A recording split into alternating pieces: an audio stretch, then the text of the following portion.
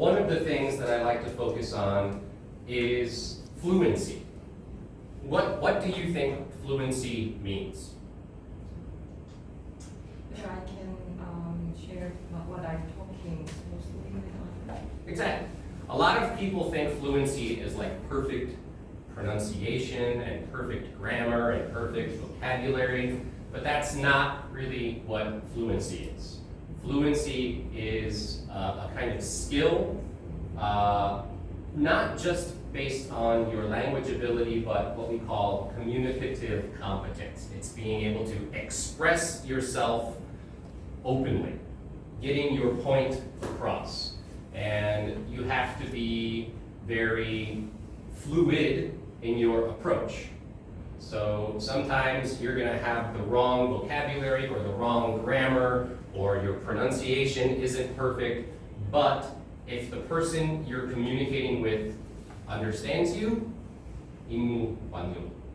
Okay, mission accomplished, okay? That's really the point here. So a lot of people focus on, oh, I need to be perfect, I need to be perfect. That's not really the goal. The goal is to be fluent and be able to express your ideas. So it's not perfect pronunciation, it's not perfect grammar, it's not perfect vocabulary, it's just the ability to express yourself and deliver information effectively. Now, this is something that I find that's kind of funny, is that imperfections, what I mean by that are mistakes or pronunciation or grammar mistakes or vocabulary mistakes, can be endearing, meaning that people find it kind of funny or cute, and also very memorable. People can sort of remember if you're making mistakes or things like that. A good example I give a lot is my wife and I. My wife's Korean, and her English is great. She's fluent in English. My Korean's not bad, but I would consider myself fluent in some situations, not in all. But a really good example of this, and I still remember this years later, I was shopping at Home Plus, and my wife called me and said, we need 세탁 세제.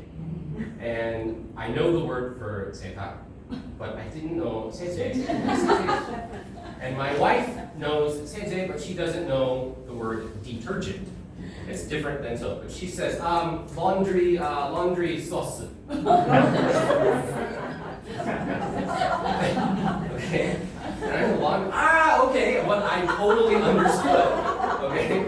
That's kind of the point, is that, even though her vocabulary was not correct at all, she was very, she improvised and was able to explain what she needed to me, and mission accomplished, okay? So, and even 10 years later, I still remember that. And I still, teach that to my students, So sometimes you see it on TV, you see it, with my younger students. They want to say gohuma in English, but they just go, potato bread. Potato, sweet potato, okay. Chakhan potato. But again, these are things that are endearing and memorable that will stick with your guests and the tourists that are with you. If you can incorporate that kind of humor, if you don't know the right word, work with them on that. So that's kind of the first rule. Don't give up on improving your English, but also don't set a goal that is not only, I wouldn't say impossible, but is not really useful to be completely perfect as a tour guide, okay? People come to Korea, they want to have a Korean experience, they want to learn from people who live here. Me being a tour guide is not going to be as memorable as having a Korean tour guide. If I go to Russia and I want a tour guide, I want to learn from a Russian tour guide. I don't want to have an American who's lived there for a while. Maybe I can communicate with them more easily, but there's something missing when you have a Korean tour guide showing you Korea. The second rule I want to talk about a little bit is to rely on your partners. And what I mean by that is, in a conversation partner, could be one person, could be 5 people, or 40 people. when I do my lectures, my class sizes are around 25 people usually, and it's impossible for me to have one-to-one conversations with everyone. It's just not efficient, it doesn't work well, and some students will be left out, some students will be really shy, some students will want all my time, so it's kind of effective for me to rely on them. And what I mean by that is by getting your clients and getting your guests talking amongst themselves. That's a really key point. To get them talking amongst themselves, ask them lots of questions, and also follow-up questions. Do you know what I mean by follow-up questions? Okay, so for example, I asked, who has lived abroad? And then my second question, where did you live? How long did you live there? What did you think? So being able to ask these kinds of follow-up questions to your guests, get them to talk to each other. So they're not just looking at you. Think of topics that you can pass to them. If you're showing them a historical monument, maybe ask them about what are the historical monuments in your hometown. Ask the person next to you, have you been there? Have you seen it? When did you go? How long did you stay? What did you think? So get them to talk to each other and be a facilitator. One of the best memories I have of my tours is of the tour guide, but also the people I was on the tour with. If I'm with family or friends, maybe I stick with them, but you're also going to see there's a lot of solo travel these days. That's kind of a trend for people to travel by themselves. So if you see a single tourist that's on your tour, partner them up. Give them a tour buddy. Give them someone that they can communicate with and they can talk with. See how that works out. Say, well, we're passing this restaurant and we don't have time to stop here today, but hey, maybe tonight you guys can go have drinks and try this food later. So be a facilitator and let them play off each other. So what that means is kind of like when I go to my friend's house, he has children as well. I bring my children, we just put the children together, and then me and my friends sit back and drink beer and just watch it. Go play with your friends, right? So using that to kind of play them off each other, and each tour is a really unique experience. You're going to find people from different countries, from different languages, and all of these questions can be, you'll get different answers every time. Hi.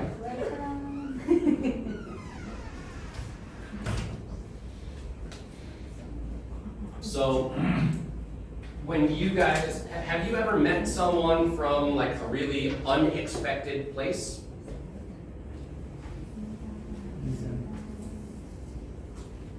Anyone? Have you ever met a tourist from a really interesting or unexpected place? Most of the tourists you guys get are coming from all over the world. So you get them from everywhere. Have you guys ever, so you've had Japanese tourists, Chinese tourists, Russian tourists, European, South American, and what, they all do the tour in English? Yes. Interesting. Okay, so that's really fascinating. So you learn a lot about their culture, their language, okay? Ask them, to teach each other.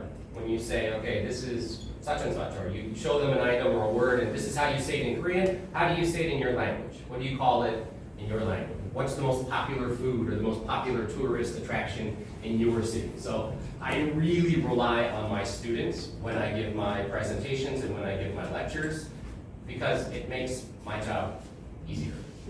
The same way that having 2 children is a little easier than 1 child, because go play with your brother, right? Don't bother me. Leave me alone, go play with your brother. So there's a lot of different ways that you can facilitate that and get them to interact with each other, and that takes a little bit of pressure off of you, makes your job easier. Okay? Any questions so far? Do you think there is some difference between Korean tour specialists and some other countries' tourists? Because from my experience, I think when I met the Korean tour guide, they generally speak by themselves. I think over 90%. It's more of a presentation than an interaction, and I think that a lot of that comes from, in my experience, it kind of comes from Korean style education. And a lot of what my department at my university has been pushing is more what we call communicative based activities. And my students have a hard time with that because they're used to a professor standing here, clicking a button and talking for 2 hours. And then when I tell my students, okay, it's talk time, you guys talk, and they go, what? And I'm like, yeah, this is your chance to talk with each other. So I think there's a big difference with that. When I've been to other places in Europe and other places around, I've traveled a lot in the US as well. It's much more interactive and it's less of a presentation. And the tour guides here have been informative, but it feels very, very rehearsed and almost memorized. And when you ask a question that's not part of the program, sometimes they don't know how to react. Okay, so again, fluency being the ability to kind of adapt, improvise, and be creative. So I hope that you guys can work with that. I think people get more out of the tour when it's more of a conversation than a presentation. Okay? Any other questions? I mean, we'll do more Q&A later, but Yes, that's why the guide who is more interactive, interactive guide with customers. Then the guide who is informative guide Sure. get more tips from customers. So that's why. Okay. So it is more important Sure. to interact with each other. I think so too, yeah. It's when you open the door for questions and open the door to let them interact, you will get more out of them, they will get more out of you, and you will learn from each unique, each tour, like I said, is a unique experience. So even though if you're giving the same speech every day and the same class every day, my father asked me that once. He said, you're teaching the same school, the same subject, the same materials every semester. Isn't that boring? And I said, no, because every semester I get new students with new personalities, new interests, culture changes. So every year, every semester, every tour that you give is going to have a whole new group of people with different questions, different ideas, different language, different culture, different background. So the more you open it up to them, the more you will get from that, and the more they will get from that as well. And also from each other. When you have students or tourists sharing their experiences, sharing their culture, it's going to be more valuable to the people who are there. So, I've made friends from how many other countries on tours because I was interacting with them. If I'm just sitting on the bus and the person standing there with a microphone and speaking for 45 minutes, I don't have a chance to talk to or ask or meet. One of my good friends is from England. I met him on a tour here, and we've stayed friends for almost 10 years now.